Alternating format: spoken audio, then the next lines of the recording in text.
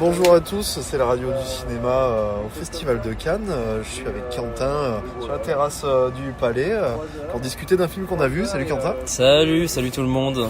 Le film en question, c'est Colony. Il est en hors compétition, séance de minuit. C'est un film d'horreur coréen, un film de zombies. Qu'est-ce que t'en as pensé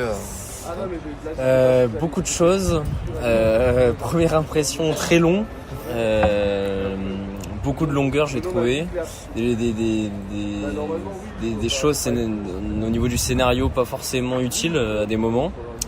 Après, pour ce qui est du visuel, des chorégraphies, tout ça, j'ai rien à dire. Je trouvais que c'était plutôt réaliste, moi. Ouais. Et voilà, ça m'a fait penser à le dernier train pour Busan, World War Z, des films comme ça, très réalistes. Voilà. Et toi ? Ouais, il y a un peu de ça, c'est clair. Au niveau chorégraphie, c'est vrai que le cinéma asiatique, il est souvent comme ça, très grandiose et très nerveux. Ouais. Aussi dans l'action, c'est-à-dire que là, on a des corps un peu qui s'articulent, se désarticulent, avec un montage bien coupant, quoi. Donc c'est plutôt cool. Après, c'est blindé d'incohérences ce film. Ouais. Les mecs qui se libèrent d'un coup, on sait pas d'où ça sort. Il y avait trop de choses qui m'ont sorti en fait du film. D'ailleurs, il y a un moment, il y a un personnage qui est avec des menottes, tu sais. Ouais. Et il trouve un policier qui a des clés aussi. Et il se libère comme ça. Mais c'était pas le policier qui lui avait mis les menottes. S'il y a un policier qui écoute là, qui peut nous dire en commentaire ou quelque chose, est-ce que c'est la même clé pour toutes les menottes? Parce que c'est pas une très bonne idée, je pense, si c'est le cas. Mais pour repartir quand même sur la base, le film de quoi il parle, c'est une entreprise de biotechnologie qui fait un séminaire là et du coup il y a un dissident qui décide d'utiliser sa propre formule, on va dire, et cette formule injectée dans une personne le transforme en une sorte de zombie. Et donc après c'est classique, hein, quand ils se mordent, ils se transmettent. Et ce qui change des films de zombies basiques, on va dire, c'est que là ils évoluent en fait.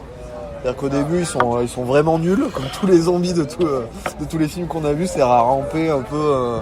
Bon, ils sont à quatre pattes quand même après, mais voilà. Et mais bon, après plus ça va, plus ils se tiennent debout, ils peuvent parler, et donc je sais pas si ça spoil ou quoi, le méchant, celui qui est à la base de tout ça, peut les contrôler en fait. Ouais, on le sait assez tôt dans le film quand même. Ouais, on le sait assez tôt, t'as raison. Et ça c'était assez intéressant, mais il y a trop de trucs qui vont pas, où les gens d'un coup ils savent des trucs, ça sort un peu de nulle part. Ouais. Quoi. C'est souvent assez simpliste, et aussi on explique, je trouve, beaucoup aux spectateurs tout ce qui se passe complètement. Il y a des flashbacks pour mieux nous expliquer, et ça nous sort un peu, je trouve, tout expliquer dans le film, quoi, en fait. Donc, est-ce que c'est le même délire, tu sais, que ce que disait j'ai vu passer ça, Matt Damon qui disait aujourd'hui on fait des films surtout des séries sur Netflix, des séries où il y a beaucoup de flashbacks, il y a beaucoup où on explique tout le temps. Parce que les gens en fait sont avec leur téléphone devant l'écran, et c'est pour pas les perdre en fait, parce que si t'es trop complexe, tu perds les personnes qui sont pas tout à fait à 100% dans ce que tu fais, quoi. Je sais pas si c'était ça, mais effectivement là il y avait un peu de ça. Ouais. Par contre, j'ai remarqué des choses énormes qu'on voit pas souvent. C'est par exemple, tu sais, la professeure là, elle explique un phénomène des fourmis qui tournent et tout ça. Et donc elle explique ça aux autres collègues, et dans l'assemblée il y a une ado qui tape sur son téléphone ce phénomène et qui le regarde en vidéo. Ouais. Je trouvais ça génial parce qu'en fait au lieu d'afficher brutalement dans le film, c'est ça dont elle parle, et du coup c'est une illustration qui sort de nulle part. Là c'est dans la diégèse, tu vois, c'est inclus par le biais du personnage. Je trouvais ça génial. Ouais, ça franchement c'est rare, et c'est une bonne idée mais globalement il y avait des bonnes idées comme ça de mise en scène. Même les vues FPS, moi j'aime bien, parce que ça fait un peu des rappels un peu peut-être aux jeux vidéo. Là c'était vraiment cool. Alors ils en ont un peu trop abusé sur la fin, je trouve. Au début, le fait que ça soit que quelques secondes, je trouvais ça vraiment chouette. Et comme tu disais au début que c'est un montage assez rapide, assez vif, alors j'ai dit au début qu'il y avait des longueurs, mais tu t'arrêtes pas de respirer tout le long du film en soi. Enfin, il y a tout le temps quelque chose qui se passe.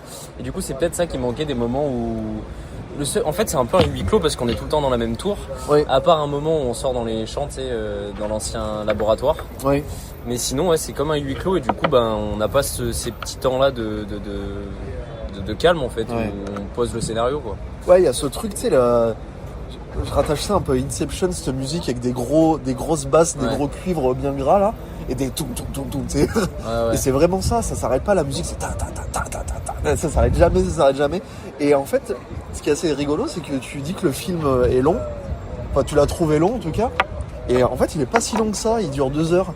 Ah ouais. Et bon, peut-être pour un film de zombies, c'est peut-être un peu beaucoup, mais aujourd'hui on fait beaucoup, la norme, c'est même souvent des films plus longs que ça, quoi. Avant c'était 1h30 et tout, maintenant c'est très souvent qu'on a des films qui font 2h10, 2h20, voire plus. Donc là, un film de 2 heures qui paraît long, ça veut bien dire qu'il y a un problème quand même. Il y a quelque chose quand même.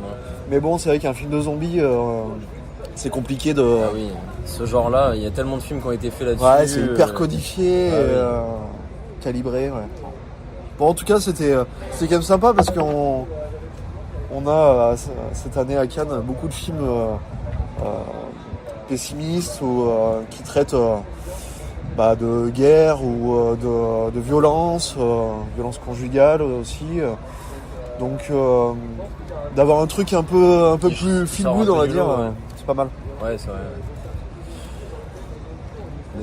Voilà, et t'as quelque chose à... Non, si je dois dire une sorte de petit résumé, de petite conclusion, je trouve qu'il y a des choses mis en avant qui étaient sympas, mais bon, après, c'est comme tu disais, ça reste un film de zombies et on n'est pas là sur du... Il n'y a aucun moment où je me suis dit, ouais, ce plan est beau. Ouais. Ouais, c'est vrai. Mais par contre, ça reste une bonne porte ouverte, porte d'entrée plutôt. Bonne porte d'entrée. Pour le cinéma de zombies pour le cinéma asiatique surtout, parce que le cinéma de zombies, je pense qu'il y a d'autres classiques à voir avant. Ouais. Mais si on aime bien ce qui est un peu gore et qu'on connaît pas trop le cinéma asiatique, c'est une bonne porte d'entrée parce que il y a tout le bon en graphisme, on va dire, et en mise en scène du cinéma asiatique. Et en même temps, on retrouve quand même pas mal de choses assez occidentales aussi. Ouais. Donc c'est un bon moyen de découvrir tout ça, quoi. Si vous avez jamais vu de film coréen, vous ne serez pas perdu en regardant ce film. Ouais, voilà. Parce qu'il y en a qui sont plus niches, c'est plus compliqué. Mais là, ça va. C'est clair. Bon, nickel. Je sais pas ce qu'on va voir après. Là, on finit notre café, puis on va probablement aller se jeter dans une file d'attente. À bientôt pour un prochain débrief, du coup. Et merci de nous écouter sur la radio du cinéma.